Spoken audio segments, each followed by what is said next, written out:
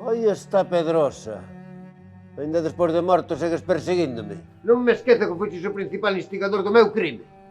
Na xunta de goberno local admitistes como rei a Pepe Botella e non lle puxeches freo a Fournier. Fournier! E ten coidado, Pedrosa. O presidente desa xunta local era Fernando Miranda, un liberal da miña familia. É grande amigo meu. Non quería incomodar. A vostede, señora Miranda. A ver, Pedrosa, Ibáñez, non fai falta que andedes como almas en pena vaduando pola vila adiante, lembrando o moito que vos danastes en vida. Se volvemos aquí ao mundo dos vivos, é para outra cousa. Tentarei esquecer. Eu tamén, aunque sexa só polo respeto que impón esta casa do patín.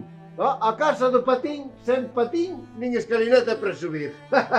Deixete de retrancas, Ibáñez, é a máis bella que conservamos. Do tempo dos cabaleiros e as donas do medievo. Vila Real primeiro e Condado despois, co escudo dos Navia. Cando o noso Ribadeo comezou o trafego de barcos e carros. E se respetaban os costumes. Tantos anos mortos e as mesmas enreiras. En fin.